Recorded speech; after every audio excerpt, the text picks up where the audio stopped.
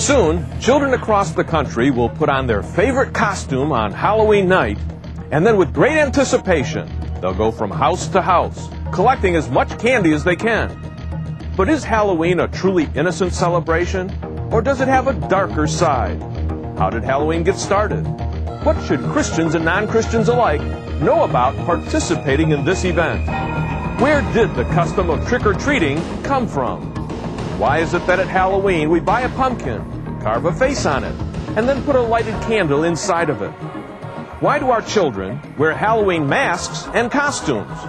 Why do we create haunted houses, tell ghost stories, and show pictures of witches? What significance do they all have? We invite you to find out the answers to all of these questions and more on this edition of the John Ankerberg Show. Welcome to our program. I'm sure that you know that on October 31st, Halloween night, hundreds of thousands of children across America will dress in costumes which range from the cute and the sweet to the macabre and satanic. Now, these children will go from door to door in the neighborhood yelling, "Trick or treat!" and collecting as much candy as they can. But let me ask you this, where did the customs, the rituals, the symbols of Halloween come from? Why do we do the things that we do on Halloween night? Why do we carve jack-o'-lanterns? Why do children dress up in costumes? Where did the tradition of bobbing for apples at parties originate? And why is it that when children approach a stranger's door, that they yell out the words, "Trick or treat"? How did the custom of orange and black as the colors of Halloween get started? Well, these are just some of the questions that Dr. John Weldon and I set out to answer before writing our Facts on Halloween book. Now, Dr. Weldon has co-authored with me over 44 different books, and he's a dear, dear friend. Maybe you know that he has 3 master's degrees and 2 doctorates, one in comparative religions and the other in contemporary religious movements. He's also the chief researcher of the Ankerberg Theological Research Institute. And to start us off today, I'd like you to hear his answers to the question, where did Halloween come from? From what did Halloween originate? Here are his answers. John, I think it's very important for parents, especially Christian parents, to realize that Halloween is not a Christian holiday. In fact, its roots go back to ancient paganism and the Celtic and Druid beliefs that involved such things as divination, contact with spirits, and even something as horrible as human sacrifice. Now, if you're not up on your history, you're probably wondering, who were the Celts and the Druids? Where did they live? Tell me a little bit more about them. Okay, who were the Celts? The Celts were a group of people that came from Asia and migrated north to northern France and the British Isles. Their priestly class were known as the Druids, and they were the ones that regulated the religious observances and practices of the Celts.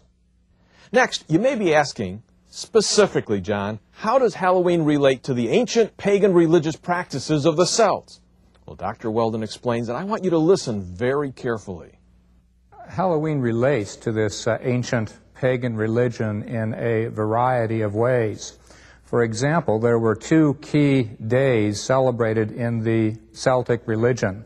One of those days was the day in which the god of the dead, or the god of death, Samhain, actually was believed to release the souls of the good and evil spirits. And these good and evil spirits were released for a period of time to go back and mingle among the living. Today, the idea that Halloween involves good and evil spirits that are roaming about actually is traced back to this ancient Druidic belief. Now, what else has come down to us from the past to make Halloween what it is today? I think if you understand what Dr. John Weldon says next, you will start to put some important pieces of the puzzle together. Listen. What the Druids and Celtic peoples were involved in really was a form of spiritism, of contacting the spirits, of attempting to appease or placate the spirits so that the spirits would treat them in a good manner. Of course, biblically, this is something that God is very concerned about. For example, in Deuteronomy 18, verses 10 and 11, God says, "Let no one be found among you who sacrifices his son or daughter in the fire." That refers to human sacrifice, something that the Celts and the Druids themselves practiced. Who practices divination or sorcery, something else that was practiced. Interprets omens, engages in witchcraft or casts spells, or who is a medium or a spiritist, or who consults the dead. And of course, this is something that the ancient Celts practiced as well. In fact, some of them would actually fall upon the graves in an attempt to establish contact with the dead and to get divinatory or information about the future from the dead. Very clearly, we see that God condemns the practice that the ancient Druids and the Celts engaged in of contacting the spirit world and attempting to contact the dead.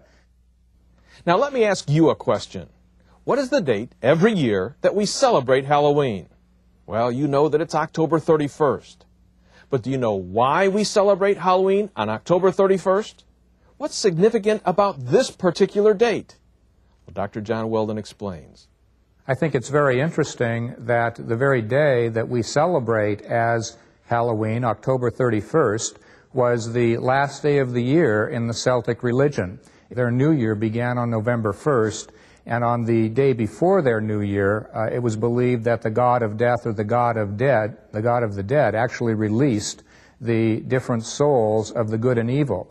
The evil souls were ultimately decreed to go into the form of animals, whereas the good souls were allowed to come back as humans. In other words, there was a belief in reincarnation. But essentially, the people believed that souls of good and evil spirits roamed about on this day, on Hallows Eve, just before their new year began.